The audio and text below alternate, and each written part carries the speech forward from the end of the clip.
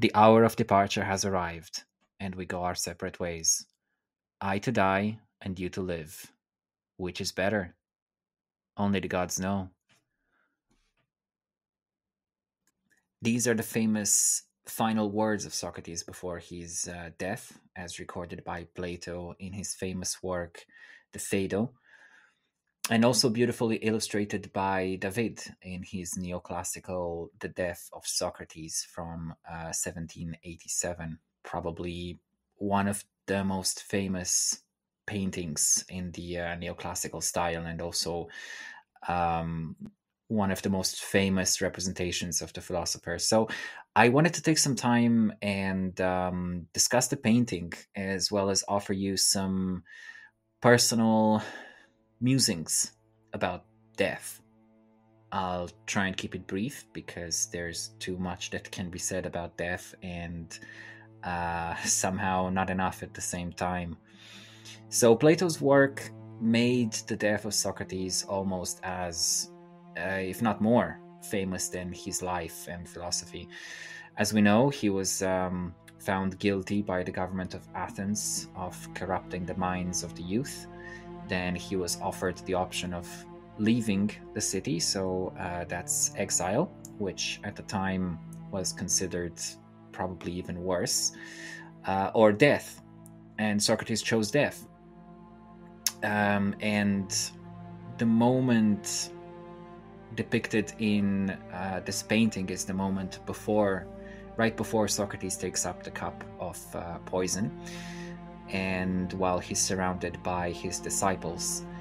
Obviously, they're all in mourning, but Socrates is shown to be welcoming death gladly and courageously, and he's trying to reassure them. Obviously, I'm not going to go into detail about Socrates or his philosophy here. There's plenty of places where you can find out more about that, and I highly encourage you to do that. But one of the things that are so striking about the philosopher is that, he's probably one of the most famous philosophers that we know of, right? And what's interesting about that is, if you consider that one of his favorite ways of doing philosophy was by asking questions. So he famously went around the place and started asking people all sorts of really in-depth questions about what it is that they're doing and why they're doing it. So in some way, he was disassembling routines, thoughts, and habits. He was breaking down, if we want to consider this from a psychological perspective, he was breaking down unconscious patterns, so to speak, the unconscious patterns that run all our lives now and then, on a day-to-day basis. And I find this to be so interesting because this, in some way, makes Socrates, on some level, almost an incarnation of philosophy itself, right? I mean, philosophy is all about inquiry. It's about self-inquiry, first and foremost, followed by deep inquiry about the nature of the world, existence, life. It's about asking the why underneath the why. So in his last moments, when everyone is there alongside him in complete desperation out of the love that they felt for him, he starts doing what he does best, which is breaking down what's happening, disassembling it. So he's disassembling death.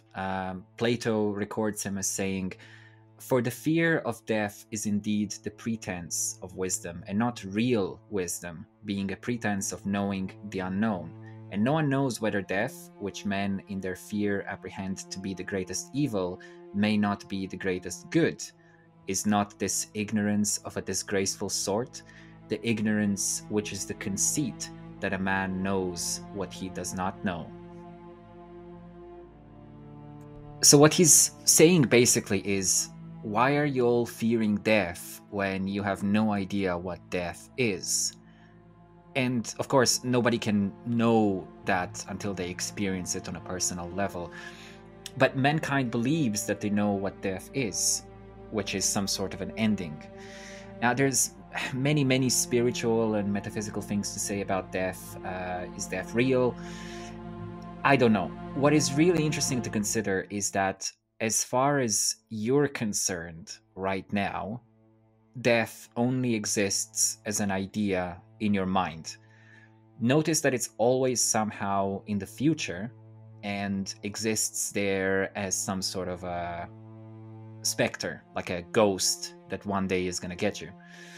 If we look at this psychologically, we can understand that the greatest fear of the ego is the fear of physical death. That's why we do everything we do in life, right? It is said that all other fears are elaborations of the fear of death. If you look behind and underneath all of your fears, you'll find the fear of death. Now, I won't go into various metaphysical explanations or spiritual philosophies about why death is an illusion. You'll find plenty of those if you choose to look for them. What I do want to point out is the reality of the ego itself, right? And we're going to run a little bit of a thought experiment. So imagine that all of the spiritual stuff you believe in is false. Pretend that actually materialism is correct. To be more precise, reductionist materialism, which obviously I'm not a fan of. Let's say that that's entirely true. History is real and death is real. You're a body, a brain, you're not a soul. All religions are false.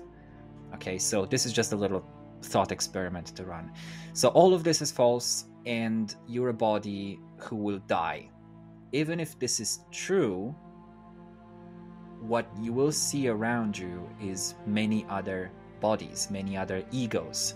And all these egos are exactly the same as yours. They all suffer the same way, they all move, act, and process information in the same way. And all egos are pushed and pulled by the same exact forces.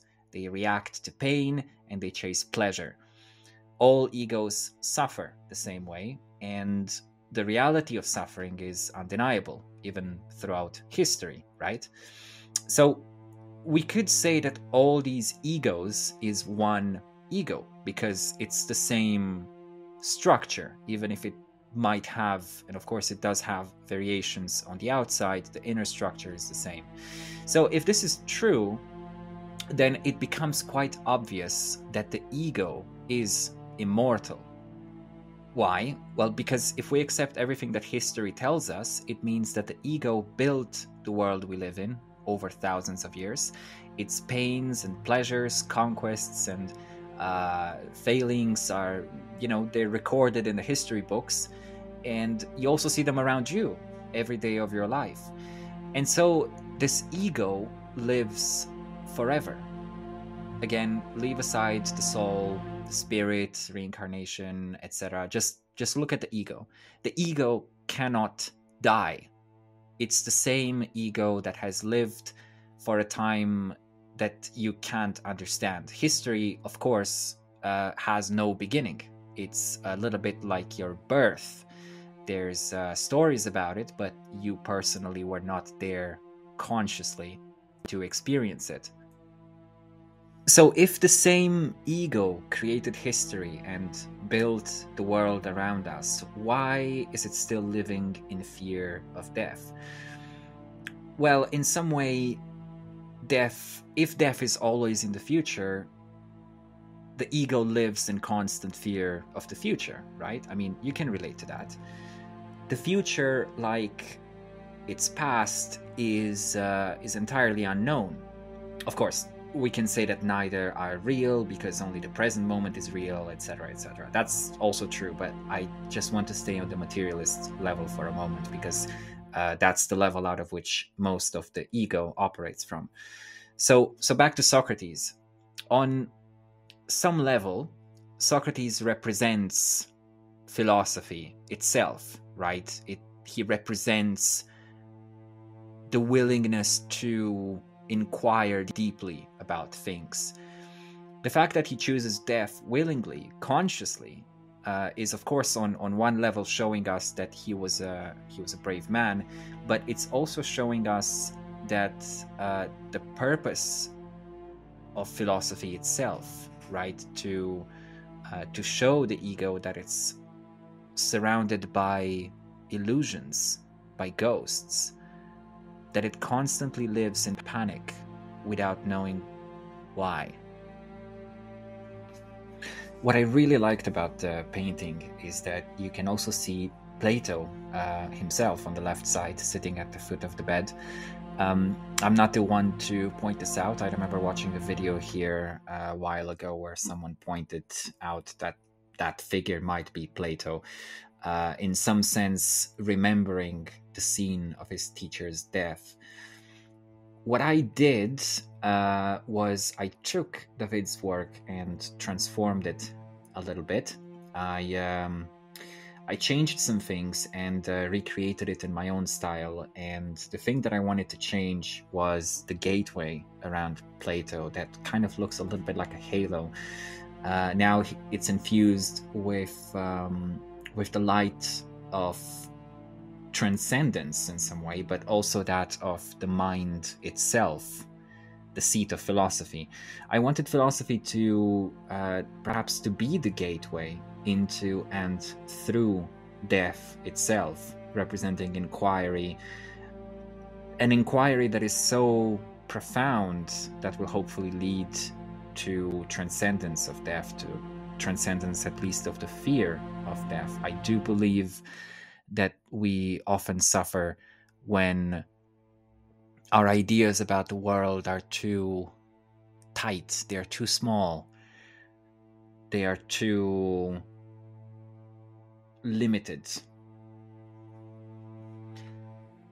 So thanks for listening to all of this. This is a little bit experimental. If you enjoy this format, please let me know below. I got some more ideas floating around in my head, similar to this one.